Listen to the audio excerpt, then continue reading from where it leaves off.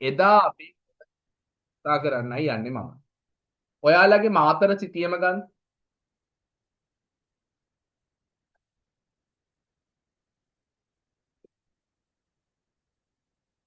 මාතර සිතියම අතට ගන්න.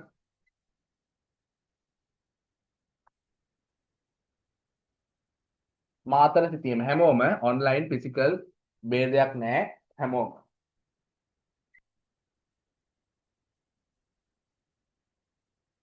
හරි. මාතර සිතියම අතට අරගෙන මෙන්න මේ විදිහට අපි බලමු. ඔයාලට මම මේකේ ගිය සතියේ මම භූමි පරිභෝගය කතා කරේ සාමාන්‍ය භූවිෂමතාවයේ බලපාලා තියෙන ආකාරය, ඒ කියන්නේ භූමි පරිභෝග රටාව කොහොමද බලපාලා තියෙන්නේ කියන එක තමයි අපි ගිය සතියේ කතා කරලා අවසන් කරේ. එතකොට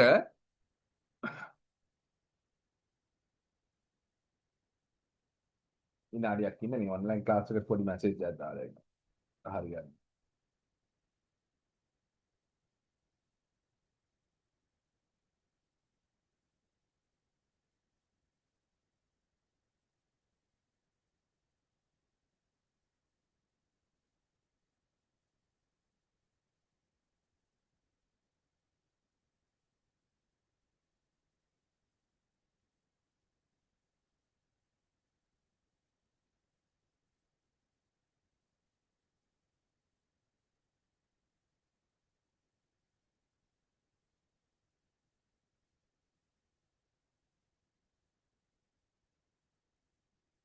හරි. මාතර සිතියම අතර ගන්න.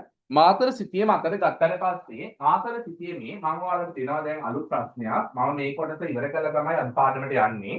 මොකද මේක අනිවාර්යයෙන්ම අවශ්‍ය කොටසක්. විශේෂයෙන්ම මාතර, ගාල්ල, කළුතර කියන මේ සිතියම් හැම එකකටම මේ කොටස වැදගත්. මේ මම අද සාකච්ඡා කරන කොටස ගාල්ල, මාතර, කළුතර මේ කියන සිතියම් තුනටම පොදු ප්‍රශ්නයක්. හරිද? එතකොට ඔයාලට එක්සෑම් එකේදී ගාල්ල සිතියම වෙන්න පුළුවන්, මාතර සිතියම වෙන්න පුළුවන්, කළුතර සිතියම වෙන්න පුළුවන්. මේ ඕනම එකක් ආවොත් ඔයාලට කවර් කරගන්න පුළුවන් වෙන විදිහට තමයි මම අද මේ ප්‍රශ්නේ කියලා දෙන්නේ. හරි. එහෙනම් මාතර සිතියම අතට ගන්න. මගේ ගාව මාතර සිතියමක් නැහැ. මම මතකයෙන් තමයි කතා කරන්නේ.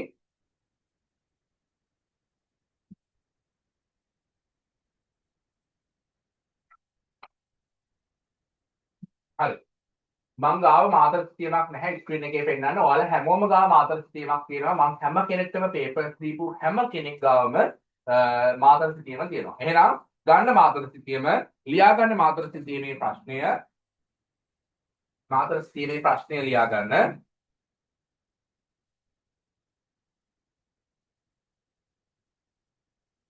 සිතියම්ගත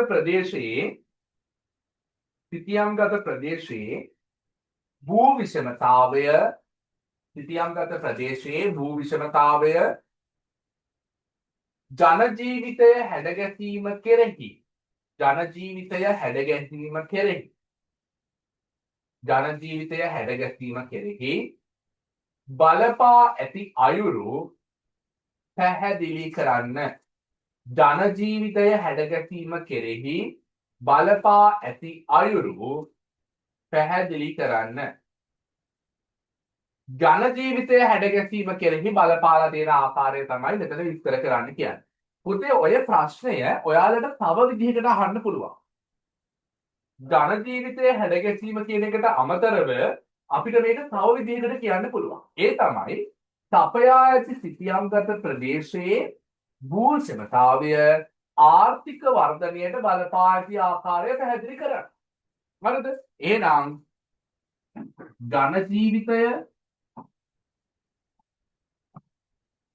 ජනජීවිතය හැඩගැසී ඇති ආකාරය, ඒ වගේම ආර්ථික වර්ධනය. මෙන්න මේ කියන කොටස් දෙකෙන්ම ප්‍රශ්නයක් ඇහුවොත් ලියන්න පුළුවන් වෙන විදිහට තමයි මම අද මේ උත්තරේ ලියන හැටි ඔයාලට කියලා දෙන්නේ. මේ පාඩමේදී ඔයාලා අනිවාර්යයෙන්ම මගෙත් එක්ක කතා කරන්න ඕනේ, chat කරන්න ඕනේ මේකෙදි. Zoom chat එක තියෙනවා. Zoom chat එක අනිවාර්යෙන් පාවිච්චි කරන්න ඕනේ හැම කෙනෙක්ම. පුතේ කතා කරලා හරි chat එකෙන් හරි Tamanට හිතෙන උත්තරේ මේකට දැම්මේ නැත්නම් Taman මෙතෙන්දි ෆේල් වෙනවා. ඒක නිසා කරුණා කරලා මාත් එක්ක ඇක්ටිව්ලි මේකෙදි වැඩ කරන්න. මේ වගේ ප්‍රශ්නයක් ගොඩනගා ගන්න කොහොමද කියන එක. හරි. එහෙනම් ආය පාරක් ප්‍රශ්නය කියවන්න. ප්‍රශ්නය කියලා තියෙන්නේ ජන ජීවිතය සහ ආර්ථික වර්ධනය ඇති කරගන්න භූ විෂමතාවය බලපාලා තියෙන ආකාරය. එහෙනම් අපේ මේන් පොයින්ට් එක මොකද්ද? අපේ මේන් පොයින්ට් එක භූ විෂමතාවය. අපේ මේන්ම පොයින්ට් එක තමයි භූ විෂමතාවය. අපේ ඊළඟට ඒක ප්‍රතිඵලය තමයි ජන ජීවිතය සහ ආර්ථික වර්ධනය. ජන ජීවිතය හෝ ආර්ථික වර්ධනය. ප්‍රශ්න දෙකටම ගැලපෙන දේ තමයි කියලා දෙන්නේ. හරි. එහෙනම් දැන් chat එක open වෙන්න ඕනේ. දැන් මට chat එකකින් හරි කමක් නැහැ, voice හරි කමක් නැහැ. මට කියන්න මේ මාතර භූවිෂමතා මාතර සිතියම ගත්තහම මාතර සිතියමෙන් ඔයාලට පේන ප්‍රධානම භූවිෂමතා ලක්ෂණය මොකක්ද? ප්‍රධානම භූවිෂමතා ලක්ෂණය මොකක්ද? කියන්න බලන්න. ප්‍රධානම භූවිෂමතා ලක්ෂණය මොකක්ද?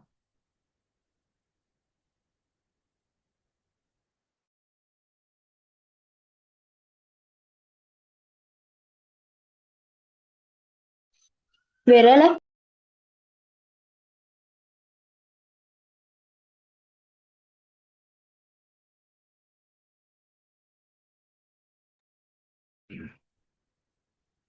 තව උත්තර කියන්න බලන්න.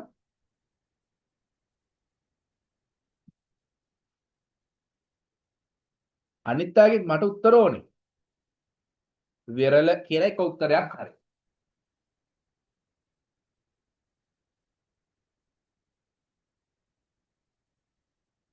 ඉක්මන් ගන්න. ප්‍රැක්ටිකල් යන්නේ අපි. කො අනිත් අයගේ උත්තර?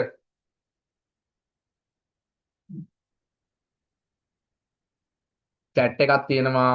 chat එකට ටයිප් කරලා දාන්න. කටින් කියන්න අමාරුයි නම් chat එකට දාන්න.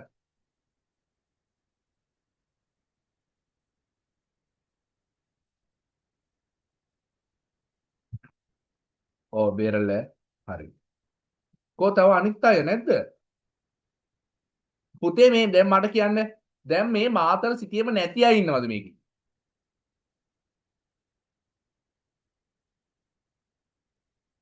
මාතර සිටියම නැති අය කවුද ඉන්නේ?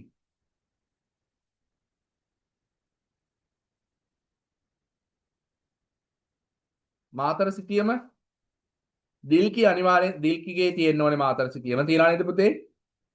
දිනිති මාතර සිටියම තියනවා නේද? ඉක්මනට පටකාල කියන්නේ.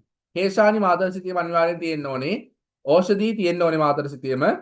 පබසරා තියෙන්න ඕනේ මාතර සිටියම. පියුමිකාගේ තියෙන්න ඕනේ අනිවාර්යෙන්ම තියෙන්න ඕනේ. සසිනි පුතේ මාතර සිටියම තියනවාද? තිලෝචනා අනිවාර්යෙන්ම මාතර සිටියම තියෙන්න ඕනේ. සස්තිනිගේ මාතර සිතියම නෑ. හරිනේ ඉතින්. පේපර් එක ගත්තේ නෑ නේද? හරි. සස්තිනි කමන්නේ පුතේ අහගෙන ඉන්න පොයින්ට්ස් ටික සිතියම හම්බුනාට පස්සේ හරි ඒක කරන්න අනිවාර්යයෙන්ම. අනිත් අය හැමෝටම සිතියම තියනවානේ. දැන් මම හැමෝටම සිතියම තියනවා කියලා හිතාගෙන තමයි යන්නේ. එහෙනම් මාතර සිතියමේ තියෙන ප්‍රධාන භූෂමතා ලක්ෂණය මොකද්ද?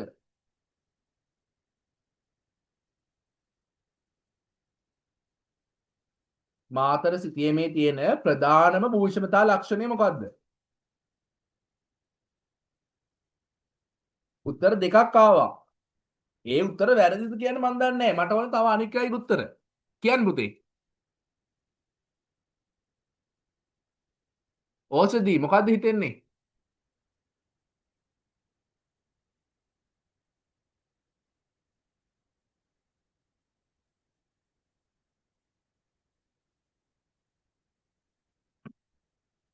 ඇත්තටම දැන් මේ මං කියන එක ඇහෙන්නේ නැද්ද? නැත්නම් හොයාගන්න බැයිද? මොකද්ද ප්‍රශ්නේ?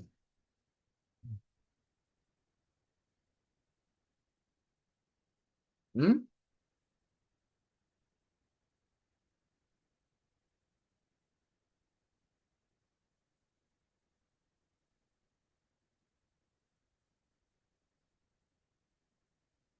ඕෂධි පුතේ හොයාගන්න බැයිද?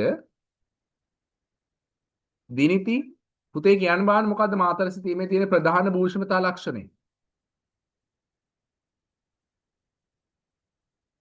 පියුමිකා මට ඔන්න ඔය කට්ටියකින් තමයි ඕනේ. තිලෝචනා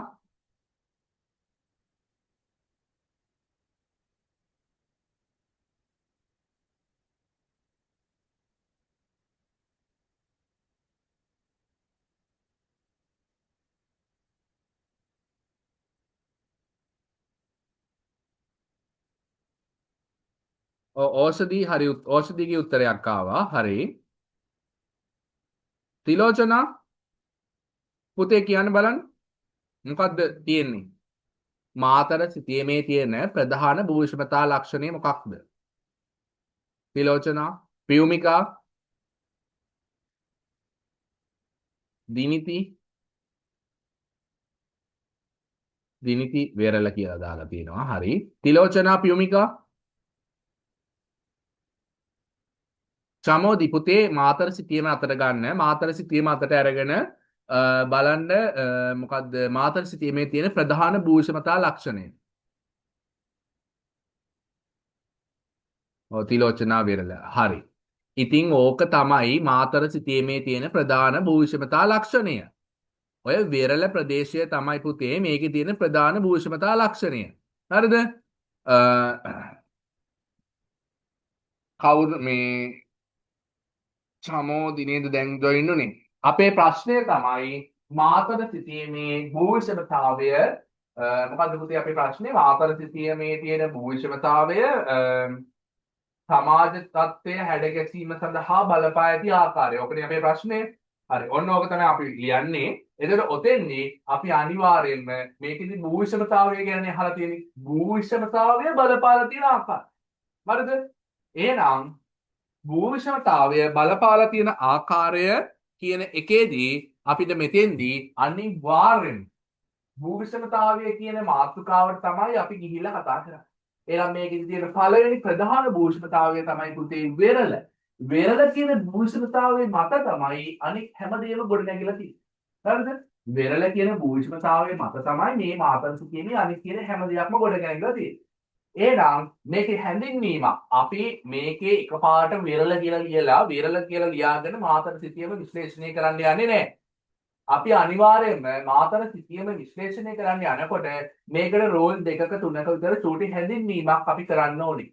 ඒකට හේතුව තමයි මේ සිතියම අපි කියවලා තියෙනවා කියලා බලන උත්තර පත්‍ර පරීක්ෂකවරයාට ඒත්තු ගන්නවන්න ඕනේ. අන්න ඒක නිසා අපි ඒ තියෙන දේවල් උකහා දක්වමින් මේ සිතියමේ චූටි හැඳින්වීමක් අපි මුලින්ම සිද්ධ කරලා තමයි අනික් ක්‍රියාවලට යන්නේ. එහෙනම් අපි හැඳින්වීම ලියමු. හැඳින්වීම ලියන කොටස මම ඔයාලට කියලා දෙන්නම්. ඒක කටපාඩම් කරගත්තත් ප්‍රශ්නයක් නැහැ. ලියන්න පුතේ මේ විදිහට මේක සිතියම් වලට අදාළව වෙනස් කරගන්න. හැඳින්වීම සපයා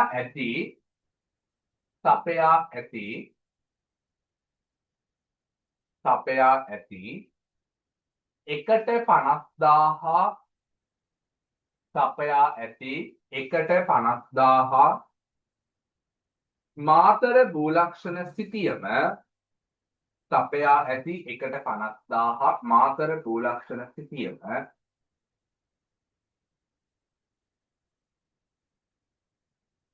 අධ්‍යයනය කිරීමෙන් එහි භූවිෂමතාවය නිසා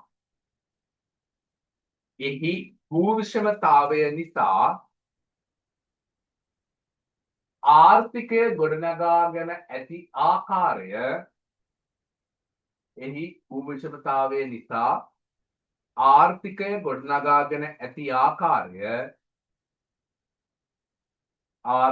ගොඩනගාගෙන ඇති ආකාරය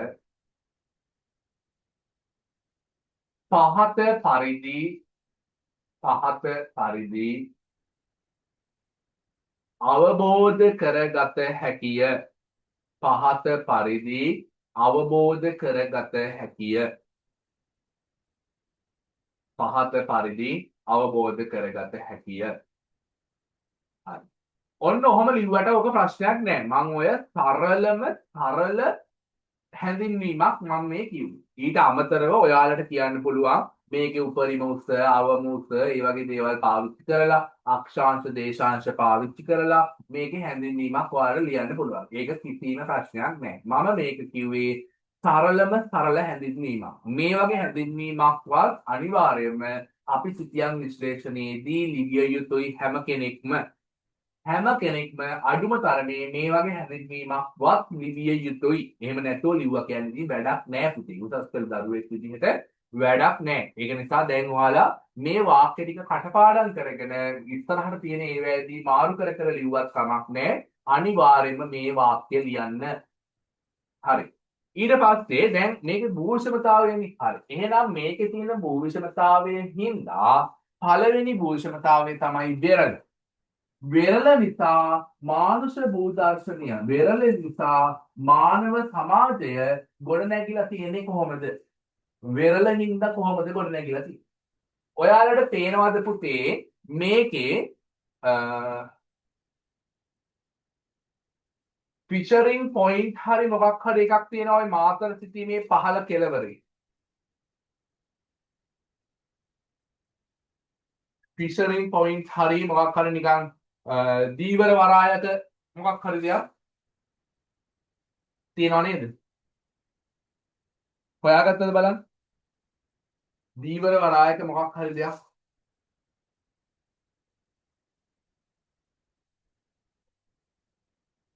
ෆිෂිං හාබර් හරි මොකක් හරි එකක් තියෙනව නේද? මොකක් හරි ඒ වගේ ළඟින් යන ඉංග්‍රීසි වචනයක් තියෙන මොකක් හරි එකක් ඇති. බලන්න චුට්ටක්. ෆිෂිං හාබර් හරි ෆිෂරින් පොයින්ට් හරි මොකක් හරි ඇති.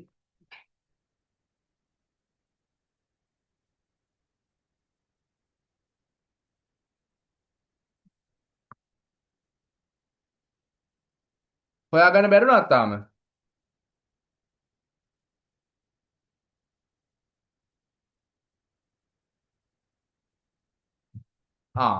හම්බුණා. ඔන්න හම්බෙලා තියෙනවා. අනිත් පැත්තත් හම්බුණාද? ෆිෂරින් පොයින්ට් හරි ෆිෂිං හාබර් එකක් හරි හේෂානි හම්බෙලා. පබසරා මොකද උනේ?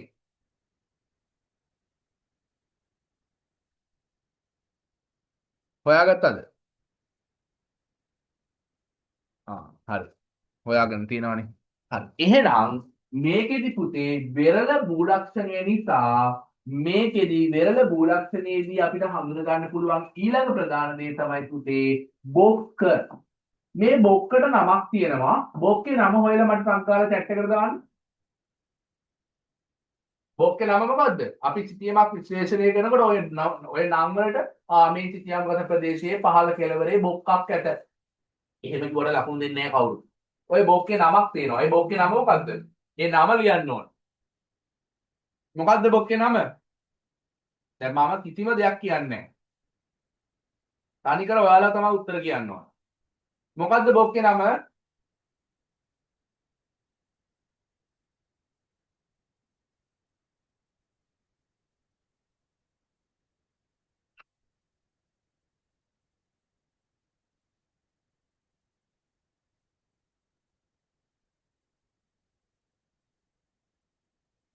ඕක දරුවනේ. මේකේ නැද්ද බොක්කේ නම?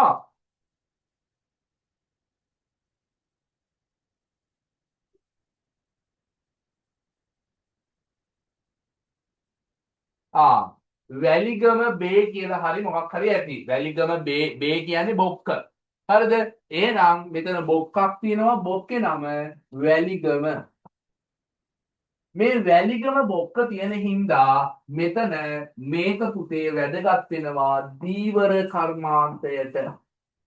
දීවර කර්මාන්තයට මේ මිනිස්සුන්ගේ ජීවනෝපාය පවත්වගෙන යන්න දීවර කර්මාන්තය වැදගත් වෙලා තියෙනවා. එහෙනම් හැබැයි ඔතන කොහෙවත් මේ දීවර කර්මාන්තය හින්දා මාතර ජනාවාසය එහෙම නැත්නම් මාතර ඉන්න මිනිස්සු දීවර කර්මාන්තය හින්දා දියුණු වුණා කියලා කොහෙවත් ඔය සිටීමේ තියනවද? කාට හරි හොයාගන්න පුළුවන්ද? කාට හරි හොයාගන්න පුළුවන්ද දීවර කර්මාන්තය හින්දා මාතර මිනිස්සු දියුණු වුණා කියලා? ඔය සිටීමේ තියනවද?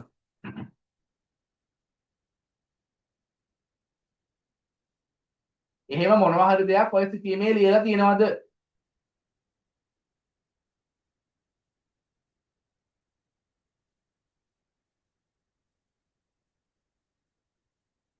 හොයාගන්න බැරි වුණාද එහෙම එකක්? තියනවද බලන්න? කෝ කට්ටිය ඇක්ටිව් මදි.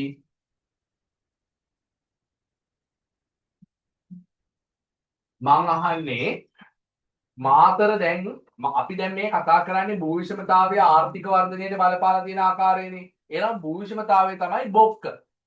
හරිද? හොඳට අහගන්න. බොක්ක තමයි භූවිෂමතාවය.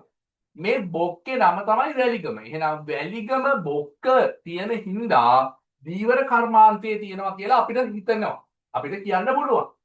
දීවර කර්මාන්තය තියෙනවා කියලා වැලිගම බොක්ක තියෙනවා. ඒත් එක්ක ෆිෂරින් පොයින්ට් හරි ෆිෂරින් හාබර් හරි මොකක් හරි එකක් තියෙනවා. ඒක නිසා මේකේ දීවර කර්මාන්තය තියෙනවා කියලා අපිට කියන්න පුළුවන්. හැබැයි මාතර ඉන්න මිනිස්සු දීවර කර්මාන්තයෙන් මාළු අල්ලලා දියුණු වුණා කියලා සිතියේ මේ කොහේ හරි ලියලා තියෙනවද? සිතියේ මේ කොහේ හරි ලියලා තියෙනවද? නෑ. සිතියේ මේ කොහෙවත් ලියලා නෑ. හැබැයි සිතියේ මේ කොහෙවත් ලියලා නැති දෙයක් අපිට ලියන්න බැයිද? පුළුවන්. අන්න ඒකට තමයි අපි සිතියමක් විශ්ලේෂණය කරනවා කියන්නේ. පුතේ සිතියමක් විශ්ලේෂණය කියන්නේ අහවල් තැන කුඹුරක් තියෙනවා, මෙතන බොක්කක් තියෙනවා, මෙතන මුහුදක් තියෙනවා, මෙතන ගඟක් තියෙනවා. ඒක නෙමෙයි පුතේ සිතියා විශ්ලේෂණය කියන්නේ. සිතියමක් විශ්ලේෂණය කරනවා කියන්නේ සිතියමේ තියෙන භෞතික ලක්ෂණ, මානුෂ ලක්ෂණ ටික හඳුනගෙන ඒක ඔස්සේ ගිහිල්ලා නිගමන ගොඩනගලා ප්‍රක්ෂේපණ කරලා ඒ නිගමන වලින් අපිට මොකක් හරි උපකල්පනයක් ඉදිරිපත් කිරීම තමයි සිතියමක් විශ්ලේෂණය කරනවා කියලා කියන්නේ. එහෙනම් හොඳට බලා ගන්න වැලිගම බොක්ක තියෙනවා. වැලිගම බොක්ක නිසා අපි හිතනවා දීවර කර්මාන්තය මේ ප්‍රදේශය තුල තියෙනවා කියලා. එහෙනම් මාතර වෙරළාශ්‍රිත මිනිස්සු දීවර කර්මාන්තය නිසා තමන්ගේ ආර්ථික කටයුතු දීවර කර්මාන්තය මගින් තමන්ගේ ආර්ථික කටයුතු පවත්වාගෙන යනවාය කියලා උපකල්පනය කළ හැක. උපකල්පනය හොඳට මතක තියාගන්න. උපකල්පනය කළ හැකිය කියන වචනේ ලියන්න ඕනේ. උපකල්පනය කළ හැකිය. හරිද? නැතුව දීවර කර්මාන්තය නිසා ගොඩනැගී ඇත කියලා කියන්න කිසිම කෙනෙක්ට හැකියාවක් නැහැ. එහෙම කියන්න බෑ අපිට. දීවර කර්මාන්තයේ ඉඳලා ගොඩනැගිලා ඇති කියලා අපිට උපකල්පනය කළ හැකිය. පැහැදිලිද? හරි. ඊළඟට වැලිගම බොක්ක ගාව වැලි වැටි තියනවා පේනවද? වැලි වැටි. වැලි වැටි පේනවද පුතේ? වැලි වැටි දෙකක් හරි තුනක් හරි තියෙන්න ඕනේ. හොයාගත්තද වැලි වැටි? සුදු පාරට තියෙනවා ඩොට් එකක්, සුදු පාර ඩොට් තියෙන්නේ වැලි වැටිය.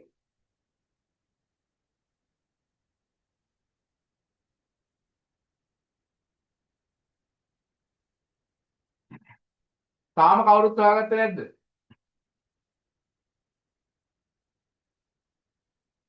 තියෙනවා. හරි. එහෙනම් වැලි වැටියක් තියෙනවා කියන්නේ පුතේ වෙරළ ආශ්‍රිතව පුළුල් වැල්ල කලාපයක් තියෙනවා. ඊළඟට බොක්කක් තියෙනවා, පුළුල් වැල්ලක් තියෙනවා. ඔන්න ඊළඟ පොයින්ට් එක. හරිද? වැලිගම බොක්ක තියෙනවා.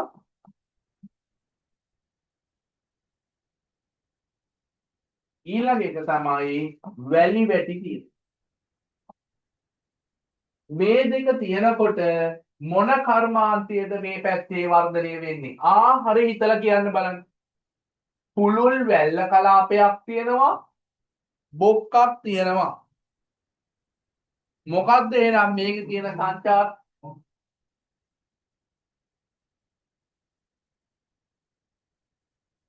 මොකක්ද එහෙනම් මේකේ අපිට උපකල්පනය කරන්න පුළුවන් කර්මාන්තය? භාගෙට ඉතින් කියස් වුණා මට.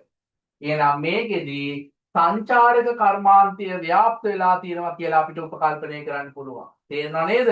ඔය වගේ දේවල් අපි හිතලා ගන්න ඕනේ පුතේ. හරිද? එහෙනම් වැලිගම බොක්ක තියෙනවා, වැලි වැටි තියෙනවා. එහෙනම් මේ ප්‍රදේශය තුල සංචාරක කර්මාන්තය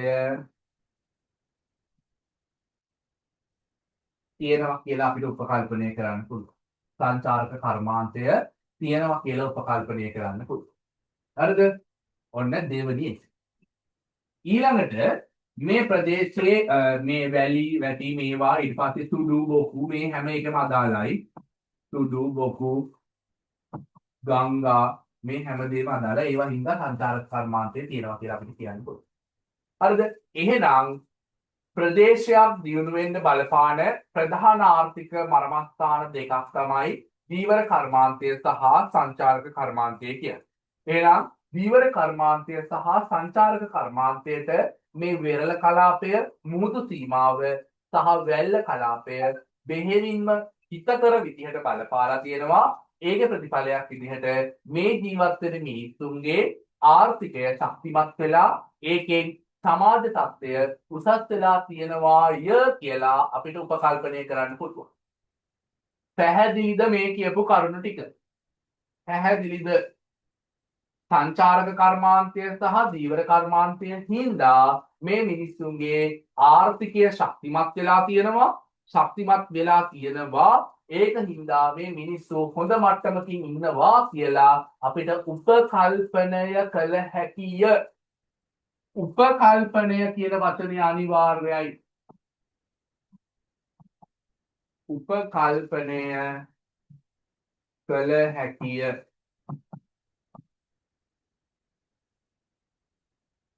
උපකල්පනය කළ හැකිය.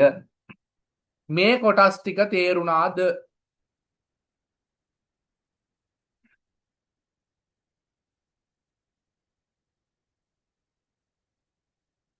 පළවෙනි ඡේදය ගොඩනගන්න තේරුණාද?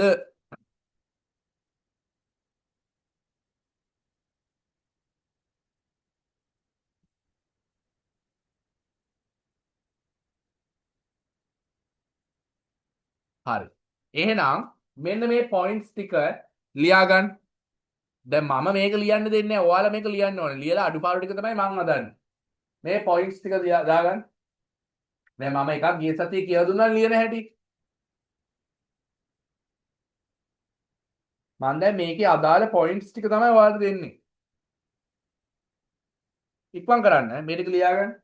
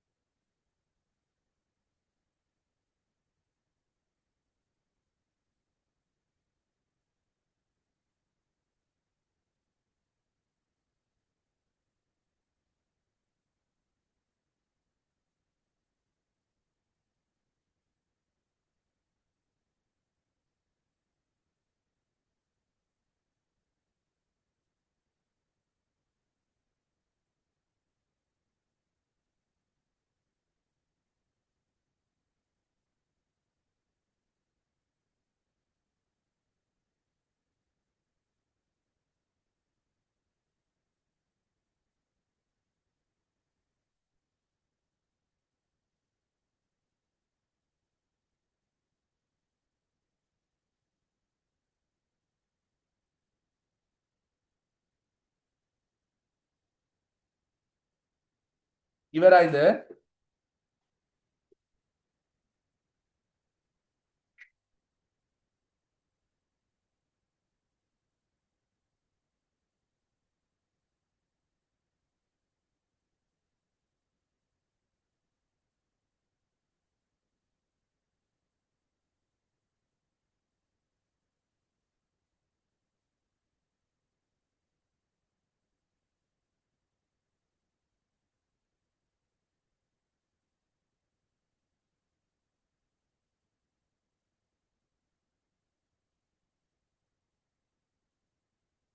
පුතේ මේක ඉවර නැද්ද තාම?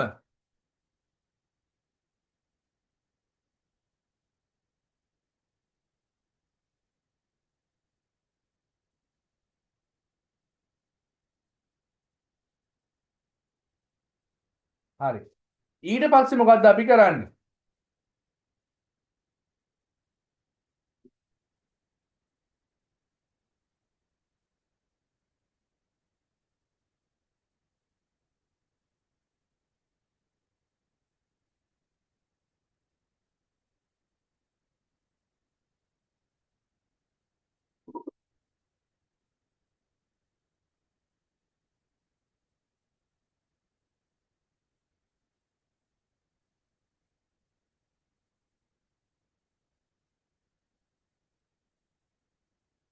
ඊළඟට අපි මේ අපි කියපු විස්තරයට අදාළව චූටි කටු සටහනක් ඇඳ ගන්න ඕනේ. ඒ චූටි කටු සටහන කොහොමද අඳින්නේ? ඒ චූටි කටු සටහන අඳින්නේ පුතේ අපි මෙන්න මේ විදිහට. දැන් අපි මේ වගේ ඉස්සරලාම කොටුවක් ඇඳ ගන්න. පාට පැන්සල් පාවිච්චි කරනවා නම් අදාළ තැන් වලට පාට කරාට කමක් නැහැ. හැමතැනටම ඕනෙත් නැහැ. ඊළඟට මෙන්න මෙහෙම වැලිගම බොක්ස් ඇඳගත්තා. මෙන්න මේ වගේ ඇඳගත්තා. මං ගාව සිතියමක් නැහැ. මං ඒක නිසා මට මතක විදියට අඳින්නේ. ඔයාලා කැලපෙන විදියට අඳින්න. ඊට පස්සේ මෙන්න මෙතනින් මං හිතන්නේ මෙතන තියෙනවා ගඟක් එනවා.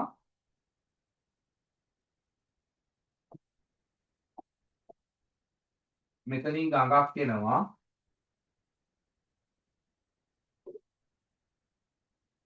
ඊට පස්සේ මෙන්න මේ හරිය තියෙනවා වැලි පර.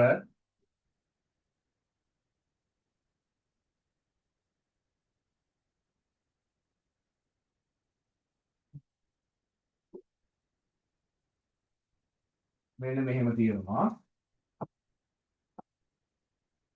ඊට පස්සේ ඔයාලා මෙතන අනිවාර්යයෙන්ම ලියන්න ඕනේ මෙතන වැලිගම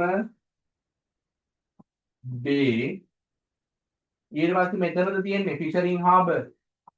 මම දන්නේ නැහැ කොතනද තියෙන්නේ කියලා. ඒ තියෙන දැනේ ෆිෂරින් හාබර් කියලා ලියා ගන්න.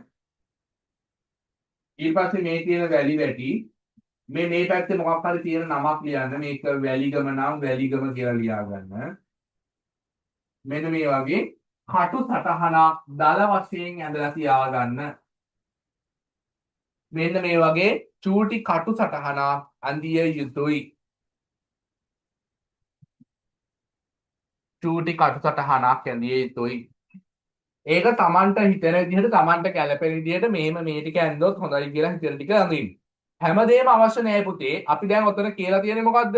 අපි ඔතන කියලා තියෙන්නේ වැලිගම බොක්ක ගැනයි, ෆිෂරින් හාබර් එක ගැනයි, ඊට පස්සේ මේ වැලි වැටි ගැනයි. ඒ ටික තිබ්බනම් ඇති මේ සිතියමට අනවශ්‍ය විදිහට මහා පතරංගෙට හැමදේම අවශ්‍ය නැහැ.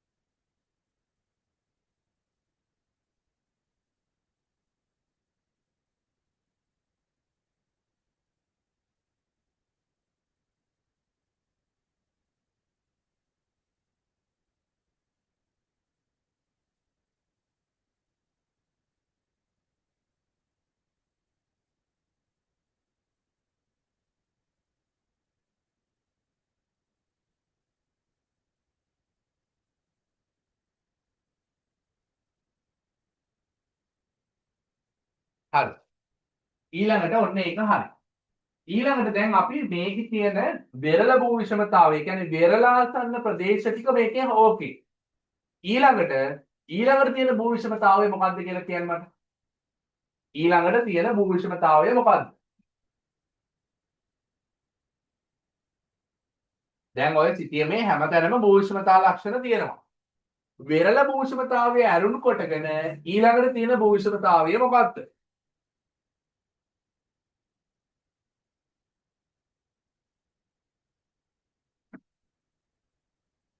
වගාවන්.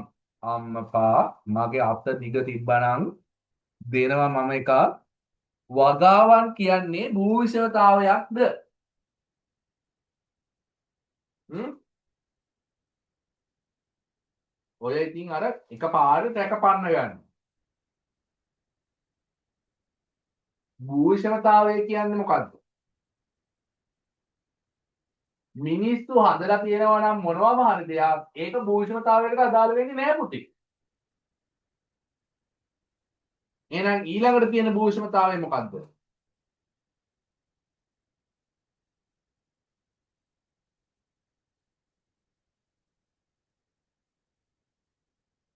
ගංගාව.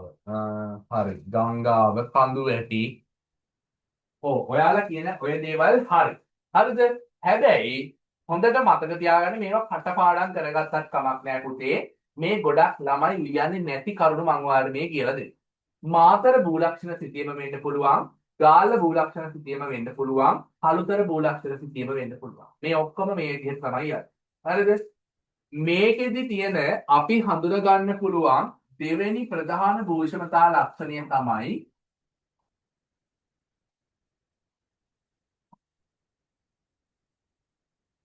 තැනිතලා භූමිය. තැනිතලා භූමියක් තියෙනවා ලෝකේ. බලන්න තැනිතලා භූමියක් තියෙනවද කියලා. ඔය සිතියමේ වැඩි ප්‍රමාණයක තියෙන තැනිතලාවක්ද කඳුද? තියෙනවද තැනිතලාවක්?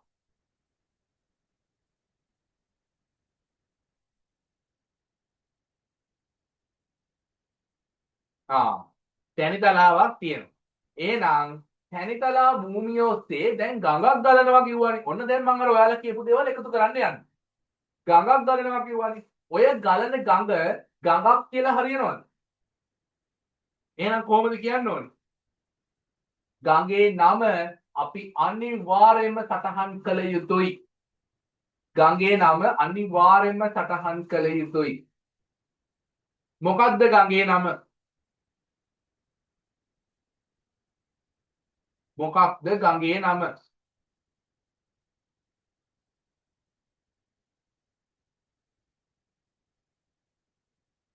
පොල්වත්ත ගඟ.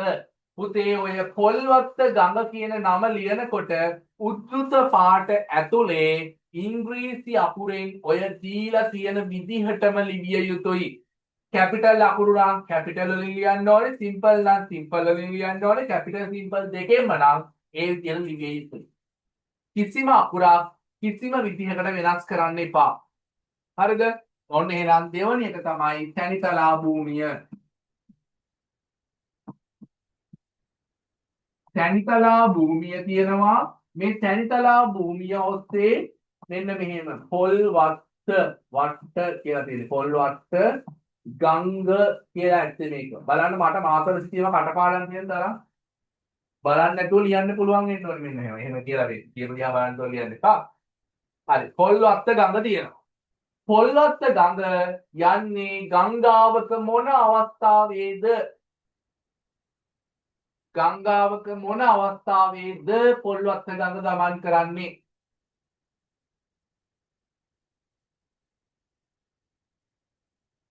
මොකක්ද අවස්ථාව? දැන් ගංගා කාදන ඉගෙනගෙන තියෙන්නේ.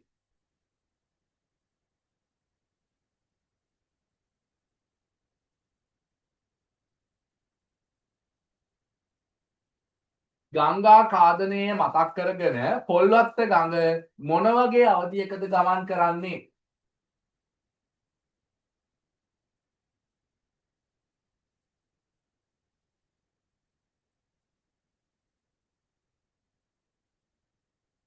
පොල්වත්ත ගඟ ගමන් කරන්නේ මොන අවධියේද?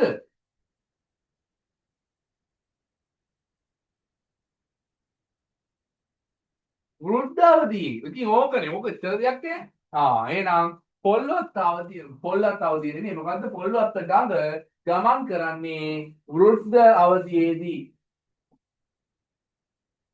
එහෙනම් මේ වෘද්ධ අවධියේ ගමන් කරනකොට වෘද්ධ අවධියට අදාළ භූලක්ෂණ තියෙනවා නේද? භූරූප තියෙනවා නේද? එහෙනම් ඔයාලට මේකෙදි හඳුනා ගන්න පුළුවන් පිටාර තැනි. පිටාර තැනි වල තියෙන පස මොකද්ද පුතේ? පිටාර තැනි වල තියෙන පස ශ්‍රී ලංකාවේ තෙත් කලාපයේ සහ වියලි කලාපයේ දෙකම තියෙන පිටාර තැනි ආශ්‍රිතව ගංගා නිම්න ආශ්‍රිතව හඳුන ගන්න තියෙන පස් වර්ගය මොකද්ද? දැන් ඔයාලා දන්නවා. අපි ওই පස් පාඩම් කරලා ඉවරයි. ශ්‍රී ලංකාවේ වියලි කලාපයයි තෙත් කලාපයේ දෙකේම ගංගා නිම්න ආශ්‍රිතව තියෙන පස් වර්ගය තමයි දියලු පස. දියලු පස. එහෙනම් මේකේ පොල්වත්ත ගඟ තියෙනවා. පොල්වත්ත ගඟේ වෘද්ධාවතිය තියෙන්නේ. වෘද්ධාවතියේ පිටාර තැනි හා ගම් කණ්ඩි කියන භූරූපය තියෙනවා. ඒ පිටාර තැනි ආශ්‍රිතව තියෙන්නේ දියලු පස. පිටාර තැනි ආශ්‍රිතව දියලු පස දකින්න ලැබෙනවා. මේ දියලු පස මෙන්න මේ විදිහට තියෙනවා. මේ තියෙන්නේ භූරූපය. මතක නැති කෙනෙක් ඉන්නවා නම් මේක අඳින් ඇඳලා දුන්නේ මම මේ.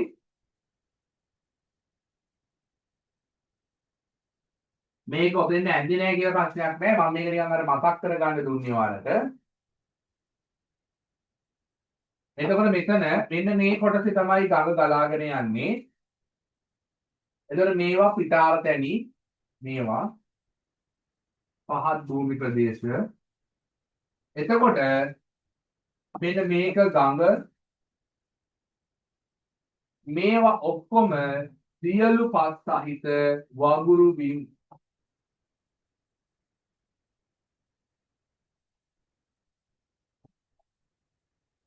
මේ දියලු සහිත මේ පිටාර තැනි ආශ්‍රිතව මොනවද පුතේ කරන වගාව? මොනවද කරන වගාව?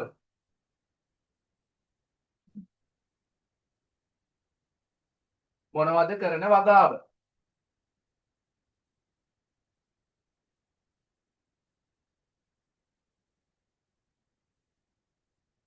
වගාවේ නම මොකද්ද?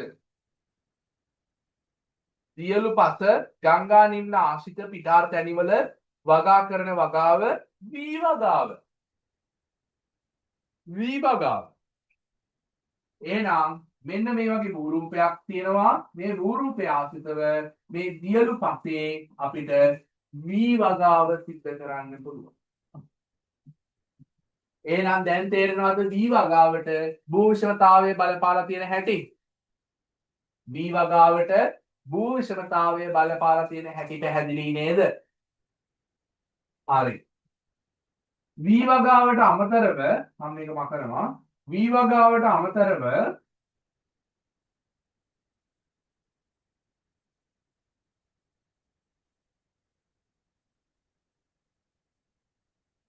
මේ ප්‍රදේශය තුල දකින්න ලැබෙන අනෙක් වගාවන් මොනවද? ජීවතු වගාව, වෙනත් වැවිලි, මේ වගේ දේවල් ක්‍රියාත්මක වෙනවා. ඊට අමතරව පොල් වගාව නැද්ද? පොල් වගාව නැද්ද? පොල් වගාව තියනවා නේද?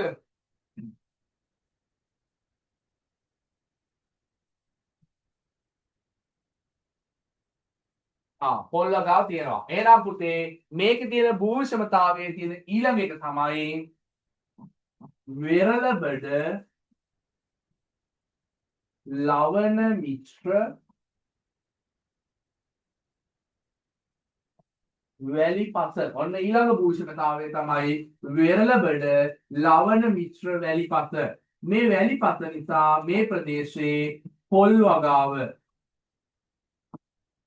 වගාවත් සාර්ථකව සිද්ධ කරන්න මේ මිනිස්සුන්ට හැකියාව තියෙනවා. පොල් වගාව සාර්ථකව සිද්ධ කරන්න හැකියාව තියෙනවා. ඊළඟට ඔය ටිකක් උතුරු පැත්තට වෙන්න සිටිය මේ තේ වගා බිම් නැද්ද? චූටියට තේ වගා බිම් නැද්ද? බොහොම පොඩි ප්‍රදේශයක් ඇති ඔබේ තේ වගා බිම්. තේ වගා බිම් හම්බුණාද?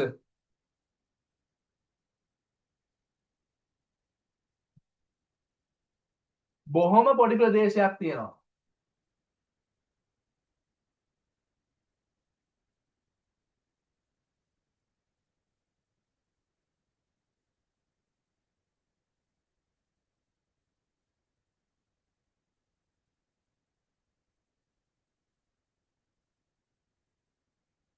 හරි. පබතරා නේද? ඔව් පබතරා හේෂානි දෙන්නම හොයාගෙන තියෙනවා. පුතේ ඔය තේ වගා භූමිය තියෙන්නේ සිතියමේ කොයි කෙළවරේද? කොයි කෙළවරේද? ඊසාන කාර්තුවේද වයඹ කාර්තුවේද?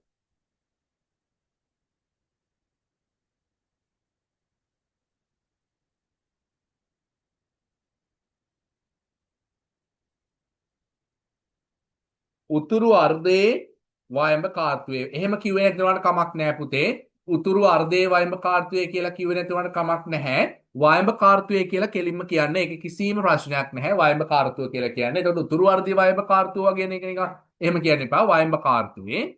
හරි. එතකොට වයඹ කාර්තුවේ තේවගාව තියෙන පැත්තට කියන නමක් හොයාගන්න. ගමක නමක්. තේවගාව තියෙන ගමක නමක්.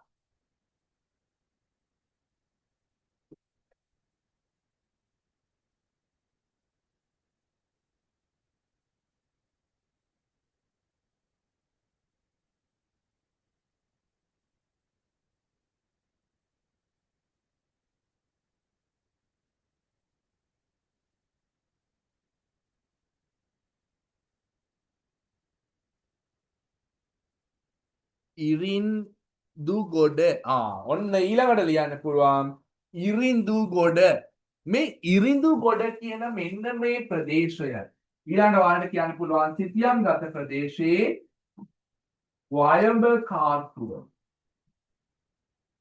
සිතියම් ගත ප්‍රදේශයේ වයඹ කාර්තුවේ ඉරින්දු ගොඩ වයඹ කාර්තුවේ ඉරින්දි ගොඩ ප්‍රදේශයේ කඳු ගැට ආශ්‍රිතව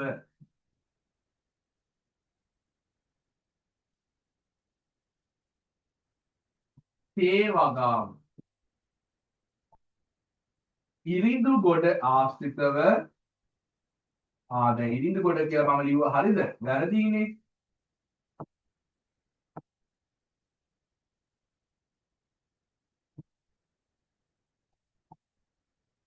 ඉරිඳු ගොඩ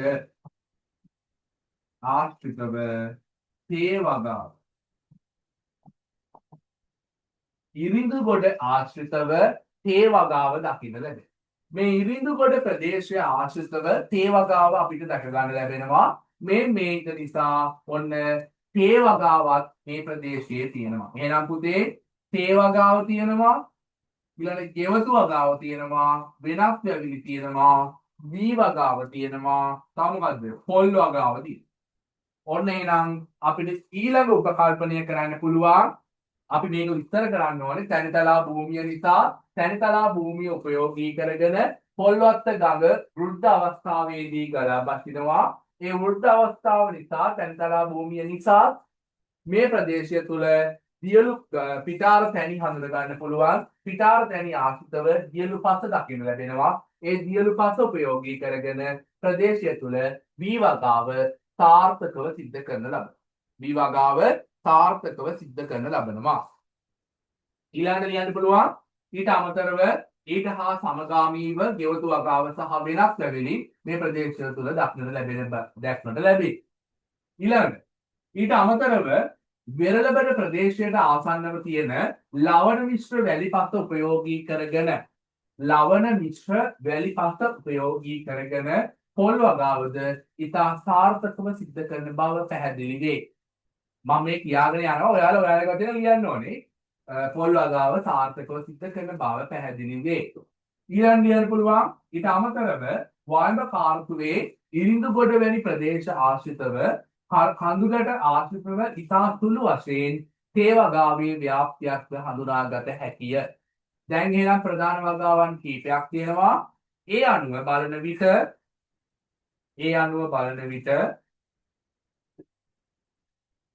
වී වගාව, පොල් වගාව, වී වගාව, පොල් වගාව,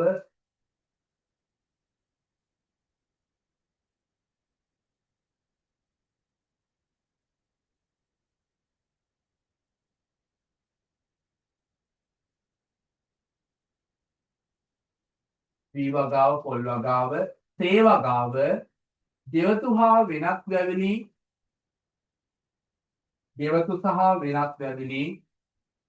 ඉතා සාර්ථකව සිදු කිරීම නිසා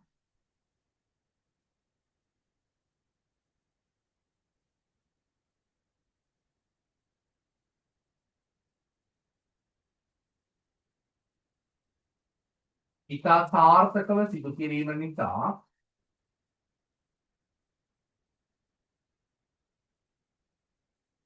ප්‍රදේශයේ ජනතාවගේ ජීවන තත්ත්වය ප්‍රදේශයේ ජනතාවගේ ජීවන තත්ත්වය ඊට ගැළපෙන පරිදි වෙනස් වී ඇත. පුතේ මම මේක හිතලා කිව්වේ ඔයාලගේ වාක්‍යයෙන් ලියන්න ඕනේ මේක අනිවාර්යයෙන්ම ඔයාලගේ වාක්‍යයෙන් ලියන්න ඕනේ මම නිකන් ඔයාලට දල අදහසක් ගන්න තමයි මම මේක කියාගෙන ගියේ මම ආයෙ පාරක් නිකන් දල වශයෙන් කියන්න මේ අනුව මොනවද දී වගාව පොල් වගාව තේ වගාව ගෙවතු හා වෙනත් වැවිලි ඉතා සාර්ථකව සිදු කරන බව පැහැදිලි වන අතර ඉතා පැහැදිලිව වගා කරන බව පැහැදිලි වන අතර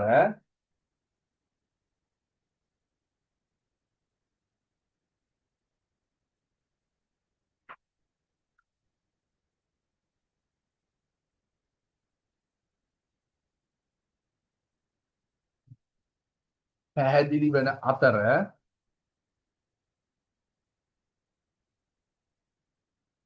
ඒ අනුව ඊට ගැළපෙන ලෙස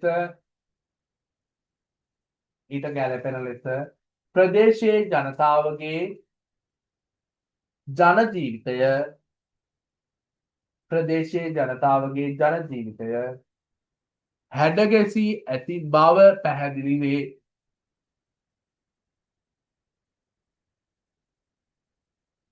හැඩගැසී ඇති බව පැහැදිලි වේ.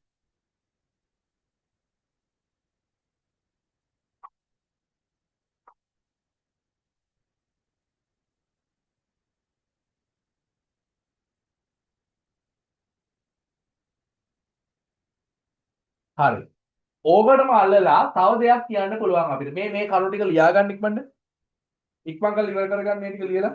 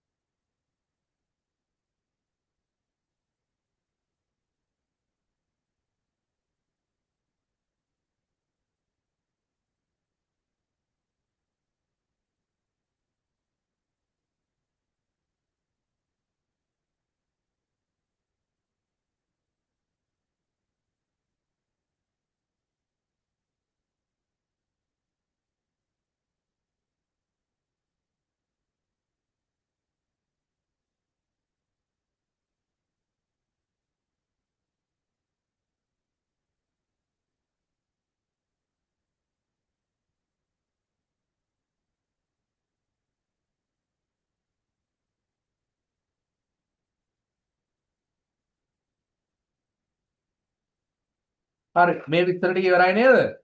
මේ විස්තර ටික ඉවර නම් පුතේ ඊළඟට අපි කරන්න ඕනේ මේකට අදාළ රූප සටහන අඳින්න ඕනේ. හැබැයි ඒ රූප සටහන අඳින්න කලින් තැනිතලා භූමිය උපයෝගී කරගෙන මම ඔයාලට තව විශේෂ දෙයක් මේකෙදි කියනවා. තව විශේෂ දෙයක්. ඒ තමයි පුතේ මේකේ තැනිතලා භූමියක් තියෙන හින්දා භූගෝලීය බාධක අවමයි නේද? තැනිතලා භූමියක් තියෙනවා. ඒක නිසා භූගෝලීය බාධක අවමයි. තැනිතලා භූමියක් තියෙනවා. තැනිතලා භූමිය තියෙන නිසා භූගෝලීය බාධක අවමයි. ඔයාලට පේනවද පුතේ ඔගේ කඳුගැට එහෙම මහා විශාල ප්‍රමාණයක් තියෙනවා? නෑ නේද? එහෙනම් මේ සිතියම තුල තැනිතලා භූමියක් තියෙන හින්දා මේ සිතියමේ මාර්ග පද්ධතියේ විහිදීම ඉතා ප්‍රශස්ත මට්ටමකින් තියෙනවා. ප්‍රශස්ත මට්ටමකින් තියෙනවා. හරිද? එහෙනම් මාර්ග පද්ධතියේ විහිදීම ඉතාම ප්‍රශස්ත මට්ටමින් තියෙනවා. එහෙනම් පුතේ ටග්ගාල සිතියම බලන්න මොනවද මාර්ග පද්ධතිය යටතේ තියෙන පාරවල් කියලා. බලන්න මොනවද පාරවල්? අංක 1ට මේකේ තියෙනවා පුතේ ප්‍රධාන මාර්ග. ප්‍රධාන මාර්ග තියෙනවා කියලා හරියන්නේ නැහැ. ඒ ප්‍රධාන මාර්ගයකට තියෙනවා අංකයක්. ඒ අංකය අපි අනිවාර්යයෙන්ම ලියන්න ඕනේ. A2 ප්‍රධාන මාර්ගය තියෙනවා නේද? A2 ප්‍රධාන මාර්ගය. තව මොනවද තියෙන පාරවල්? A2 ප්‍රධාන මාර්ගය තියෙනවා. ඊට අමතරව B466 තියෙනවා. තව මොනවද තියෙන්නේ? එච්චරද නම්බර්ස් තියෙන්නේ? B466 B465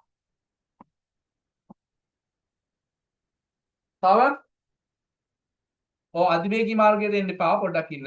A17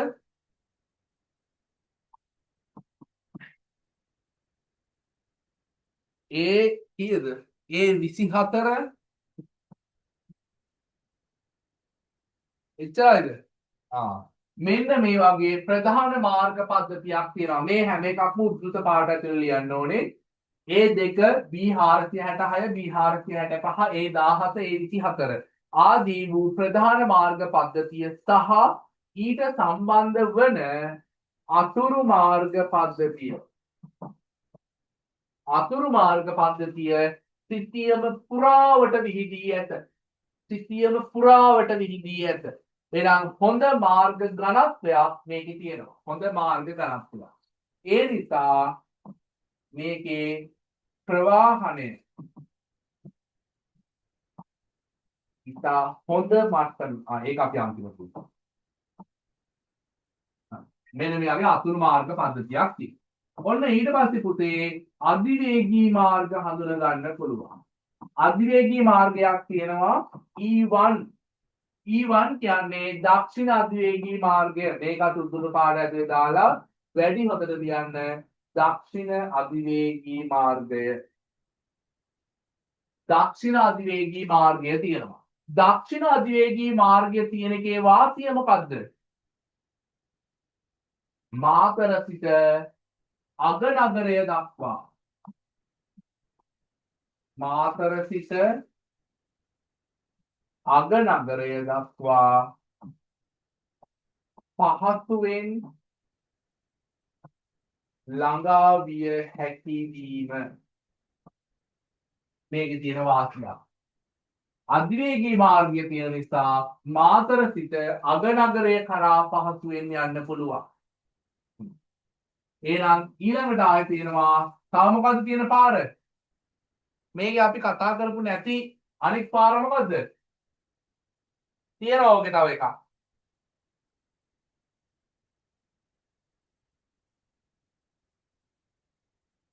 හොඳට බැලුවොත් තව පාරක් තියෙනවා. මොකක්ද මේ පාර?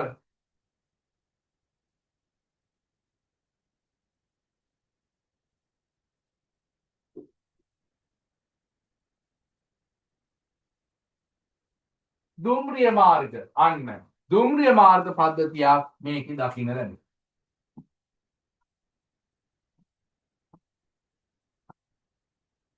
ඔය දුම්රිය මාර්ග කියලා කියන්නේ පුතේ ලංකාවේ ගාල්ල මාතර කළුතර සිටියන් ටිකනේ ඔයාලට දුම්රිය මාර්ග එක්ක ආවොත් කොහොම වෙරළබඩ සිටියමක් එක්ක දුම්රිය මාර්ගයක් කියන්නේ ගාල්ල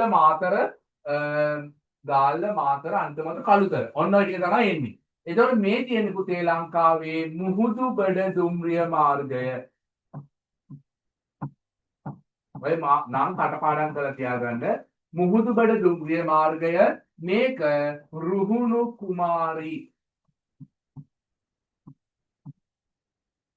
කුමාරී ඇතුළු දුම්රිය විශාල සංඛ්‍යාවක් දවසකට මේ මාතර නගරය හරහා ගමන් කරනවා. මාතර නගරය හරහා ගමන් කරනවා. එහෙනම් මේ පාරවල් ටික තියෙන එකෙන් තියෙන ඊළඟ වාසිය මොකක්ද? මේ පාරවල් ටික තියෙන නිසා ඊළඟට තියෙන වාසිය තමයි මේගොල්ලෝ සිද්ධ කරන අර කලින් කතා කරපු වී තේ වෙනස් වැවිලි ඊට පස්සේ පොල් වගේ වානිත භෝග අස්වනු පහසුවෙන් ප්‍රවාහනය කරන්න පුළුවන්. මේ වගේ දේවල් පහසුවෙන් ප්‍රවාහනය කරන්න පුළුවන්.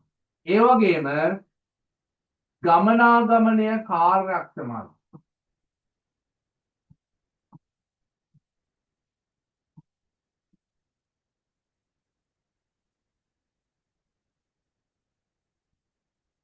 ගමනාගමනය කාර්යක්ෂම නිසා මේ ප්‍රදේශයට මොකද වෙන්නේ? වැඩි සංචාරක ආකර්ෂණයක්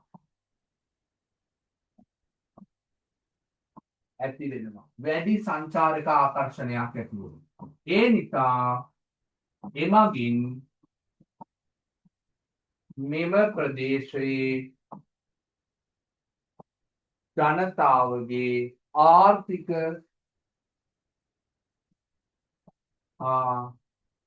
සමාජ දියුණුව ප්‍රශස්ත මට්ටමක ඇති බව උපකල්පනය කළ හැකිය. පුතේ පැහැදිලිද? මේ කතා කරපු කරුණු ටික පැහැදිලිද? මේ ටික තේරුණාද?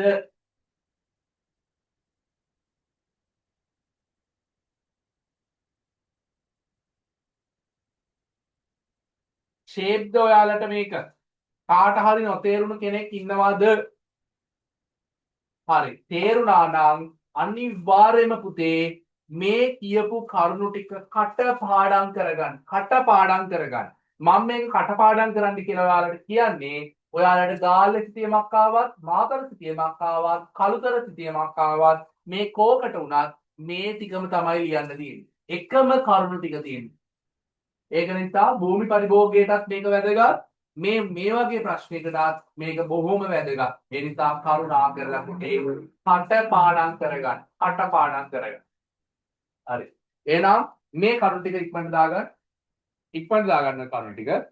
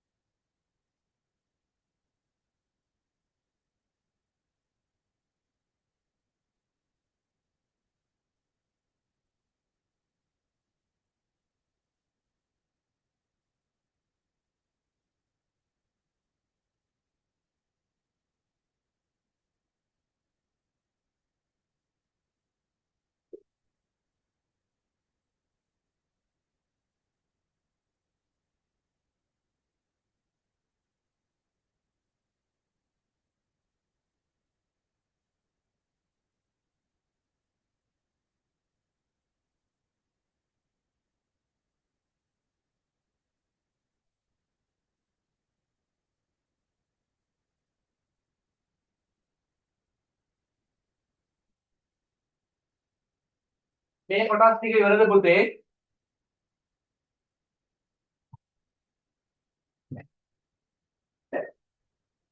ඉවරද මේ කරුණු ටික?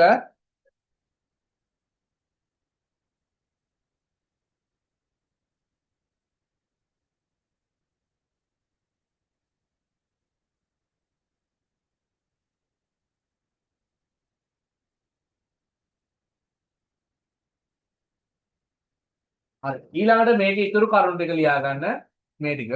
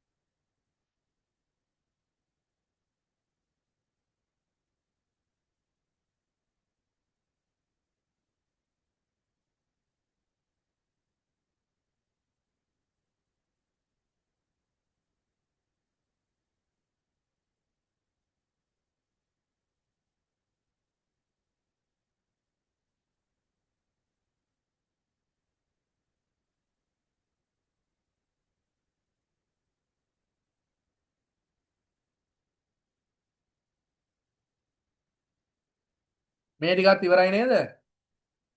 අපිට මේකේ කටසටහන අඳින්න ඕනේ.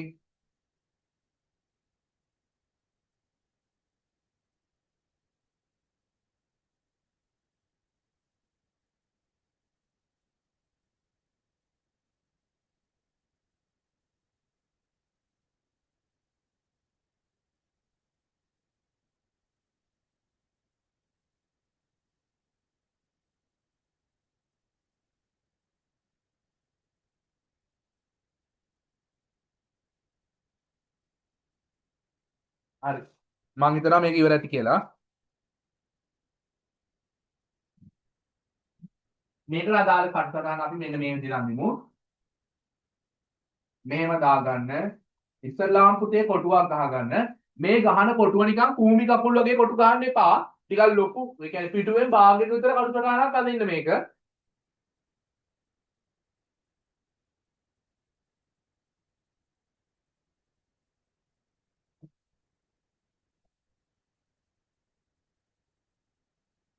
මෙන්න මේ වගේ ගඟ ඇඳ ගන්න. ඊට පස්සේ ගඟ ඇඳලා මේ හරියෙන් චූටි කඳු ගැට කීපයක් තියෙනවා කියලා ඇඳ ගන්න.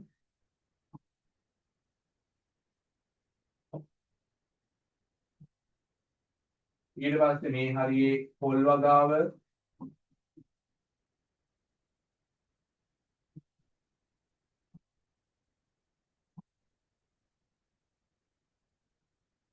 ඊට පස්සේ මෙහි දී වගාව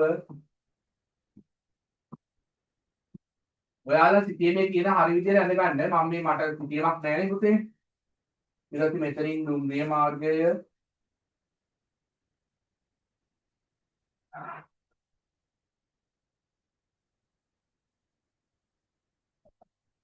ඊට පස්සේ ප්‍රධාන මාර්ගය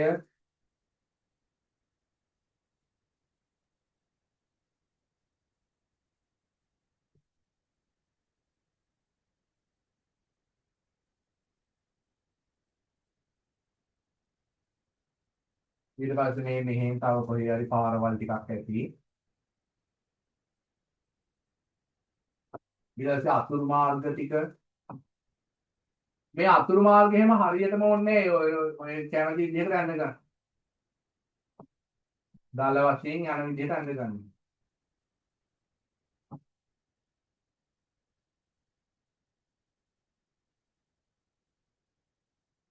ඊට පස්සේ තේ වගාව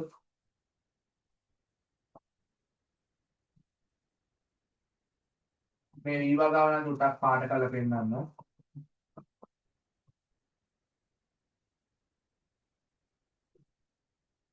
ඔන්න ඔය විදිහට ඔක යන්න.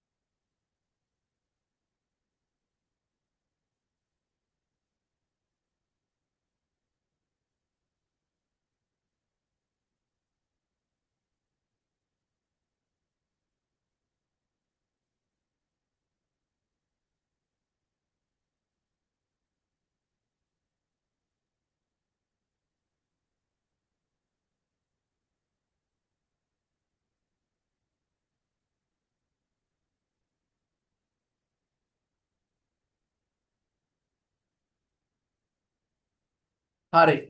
ඔයාලා පුතේ දැන් ඔයාලට මේක තේරෙනවා ඇති නේද ලියන්න ඕනේ මේක උපරිම විදිහ.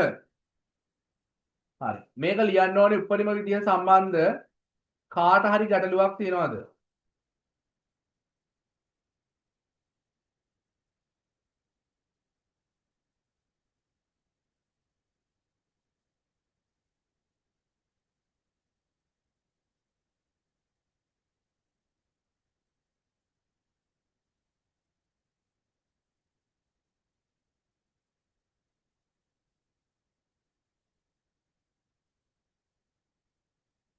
ඔයාලට කාට හරි මේක සම්බන්ධව ගැටලුවක් තියනවද පුතේ? මොනවම හරි තේරුම් නැති තැනක් තියනවද? තියෙනවා නම් දැන්ම අහන්න මේක निराකරණය කරන්න ඊළඟ පාඩමට යන්න කලින්.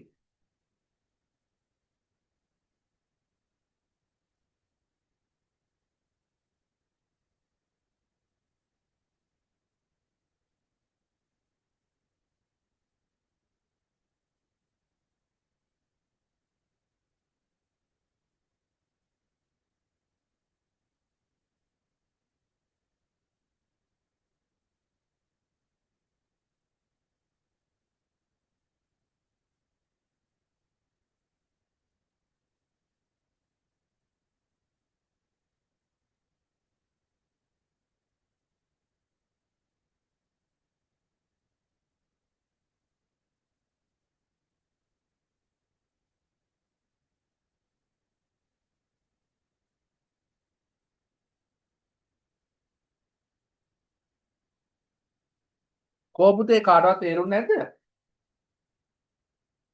මම මේ බලන් ඉන්නේ ඔයාලගේ ෆීඩ්බැක් එක මොකක්ද කියලා. ඔයාලට මේක තේරුන්නේ නැති අය ඉන්නවා නම් කියන්න. තේරුණා නම් තේරුණාද?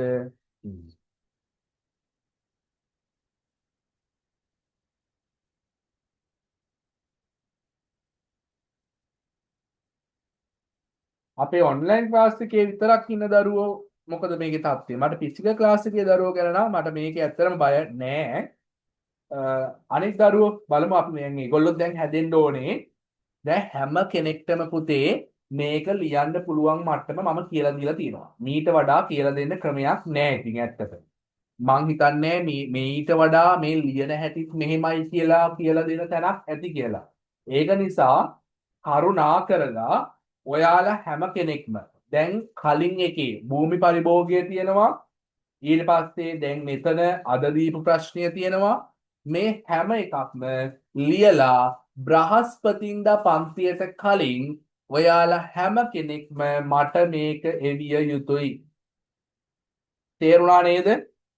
බ්‍රහස්පතින්දට කලින් මට මේක එවිය යුතුයි. ඊළඟ එක තමයි ඔන්ලයින් ක්ලාස් එකේ දරුවන්ට අද වගේ තමයි ටියුට් එන්න තිබුණේ. හැබැයි ටියුට්ස් ටික ඔයාලට එන්න විදිහක් නැහැ කියලා මට දැනුම් දුන්නා. ඒකට හේතුව තමයි පුතේ වෙසක් එක නිසා වෙසක් කාඩ් වලට ප්‍රමුඛතාවය දුන්නා කිව්වා. ඒක නිසා සඳුදා අඟහරුවාදා දවස්වල නම් ටියුට් බෙදා යන එකක් නැහැ කියලා කිව්වා. හරිද? ඒක නිසා ඔයාලට අනිවාර්යයෙන්ම ටියුට් ටික ඉදිරි දින කීපය තුළ ලැබෙයි. ඒකත් එක්ක ඔයාලගේ පේපර්ස් ටික ලැබෙනවා. ඒ කියන දේවල් ටික ඔයාලට ලැබෙයි අනිවාර්යයෙන්ම. ඒ ටික අපි ඉස්සරහට ඉදිරි කරගෙන යමු අපේ ෂෙඩියුල් එක. මට අද මම ඔයාලගේ ලකුණු ටික ඔක්කොම හදලා රෑන්ක් කරා. නමුත් පුතේ මට අද එකේ මේ ෆයිනල් මේ මොකක්ද ඒ කියන්නේ ෆොටෝස් ටික මේකට දාගන්න මට අද පොඩ්ඩක් ටයිම් එක මදි වුණා. ෂුවර් ඇන්ඩ් ෂොට් බ්‍රහස්පතින්දා පන්තියේදී නම් මේක දෙනවාම තමයි. මම බ්‍රහස්පතින්දා පන්තියට මට මේක දී ගන්න බැරුණොත් මම ඊළඟට පන්ති කරන්නේ නැහැ. හරිද? ඒ තරම් මම විශ්වාසයෙන් කියනවා මම බ්‍රහස්පතින්දා නම් මේකේ කවුද ෆස්ට් කවුද සෙකන්ඩ් කවුද තර්ඩ් කියලා ලකුණු ටික රෑන්ක් එකත් එක්ක මම ඔයාලට දෙනවා. හරිද? ඊළඟට තව විශේෂ කාරණාවක් තියෙනවා කියන්න. ඒ කාරණාව තමයි පුතේ මේ සතියේ සිකුරාදා අමතර පන්තියක් තියෙනවා ඔන්ලයින් ක්ලාස් එකේ දරුවන්ට. ඒකට හේතුව තමයි මේ සතියේ සිකුරාදා ෆිසිකල් ක්ලාස් එකේ දරුවන්ට ඔන්ලයින් යන්නේ ක්ලාස් එක. ඒක නිසා අපි ගිය සතියේ ෆිසිකල් ක්ලාස් එකේදී කතා කරගත්ත එක සමහර දරුවන්ගේ දුර ප්‍රශ්නත් එක්ක ඒගොල්ලෝ ඔන්ලයින් ක්ලාස් එකක් රික්වෙස්ට් කරා. ඉතින් හැමෝගෙම තියෙන පහසුකම් සලකලා අපේ ෆිසිකල් ක්ලාස් එක දැන් දවස් දෙකක් ෆිසිකල් කරනවා. දවස් දෙකක් ඔන්ලයින් කරනවා. හරිද? ඒක කරන්නේ පුතේ ඇත්තටම දරුවන්ගේ තියෙන මේ දවස්වල තියෙන බස් ගාස්තු අධික බස් ගාස්තු ප්‍රමාණයක් තියෙනවා. ඒකත් එක්ක පාන්ති ගාස්තු ගෙවාගෙන ඔයාලට ඉන්න ලොකු අපහසුතාවයක් තියෙනවා. ඒ නිසා එතකොට අපි ෆිසිකල් ක්ලාස් එක කරන දවසට අර ෆිසිකල් ක්ලාස් එකේදී අපි පේපර් සාකච්ඡා කරන දේවල් ඒ වගේ වැඩ කොටස් ගොඩක් කරනවා. ඔන්ලයින් ක්ලාස් එක දවසේදී අපි තියරි රිවිෂන් කවර් කරන දේවල් ටික අපි කරගෙන යනවා. ඒක නිසා ඒ ක්ලාස් එකත් සිකුරාදා ක්ලාස් එකක් දැන් ඔන්ලයින් දරුවන්ට විවෘතයි. හරිද? එහෙනම් මින් ඉදිරියට හැම දරුවෙක්ටම පන්ති පැවැත්වෙනවා. ඒ පන්ති පැවැත්වෙන්නේ අඟහරුවාදා බ්‍රහස්පතින්දා සිකුරාදා කියන දවස් තුනම හැමෝටම විවෘත වෙලා තියෙනවා. දවස් දෙකකට සැරයක් සිකුරාදාට අපි ක්ලාස් එක කරනවා. දවස් දෙකකට සැරයක් ඔන්ලයින් සිකුරාදාට අපි ක්ලාස් එක කරනවා. ඒක නිසා හැම කෙනෙක්ම ඒ විදිහට ඉදිරියේදී සම්බන්ධ වෙන්න ඕනේ. එහෙමයි කියලා මේ අද පාඩම ඉවර නෑ.